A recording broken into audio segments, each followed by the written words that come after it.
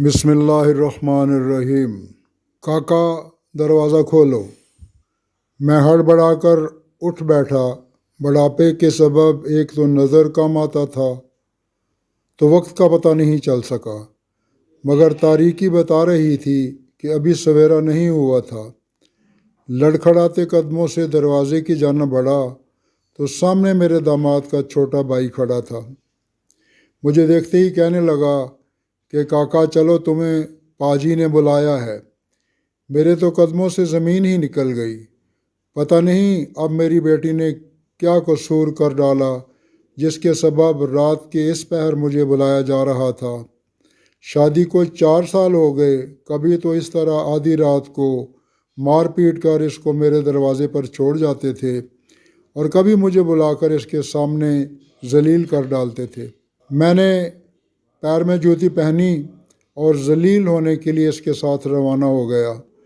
شاید بیٹی کا باپ ہونا ذلت ہی کی بات ہے، تبھی تو میرا داماد 3 بیٹیوں کے پیدا کرنے پر مجھے اور میری بیٹی کو بے طرح ذلیل کیا کرتا تھا۔ اس کو لگتا تھا کہ مستقبل میں یہ بیٹیاں اس کو بھی اسی طرح ذلیل کروائیں گی۔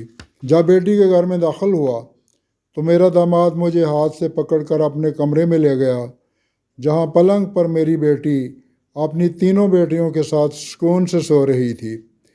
پہلی نظر میں اس کی یہ سکون بھری نیند دیکھ کر میری روح تک میں سکون اتر آیا، مگر جب غور سے دیکھا تو پتہ چلا کہ ان کا یہ سکون عارضی نہ تھا، بلکہ وہ ہمیشہ کے لیے سو چکی تھیں، اس دنیا کے عذابوں سے بہت دور جا چکی تھیں۔ میرے کانوں میں میرے داماد کی آواز گونج رہی تھی کہ کاکا، یہ گناہوں کی پوٹلیاں راتوں رات اٹھا کر اپنے گھر لے کر دفع ہو جاؤ۔ میں ان حرام موت مرنے والیوں کا جنازہ اپنے گھر سے نہیں اٹھاؤں گا۔ مجھے سمجھ نہیں آیا کہ میں نے تو ایک بیٹی کو بہت مشکلوں سے ڈولی میں ڈال کر دعاؤں کے سائے میں رخصت کیا تھا، اب ان 4 ڈولیوں کو رخصت کرنے کا حوصلہ کہاں سے لاؤں گا؟ میری بیٹی شنو ماں کے مرنے کے بعد میری زندگی کا واحد سہارا تھی۔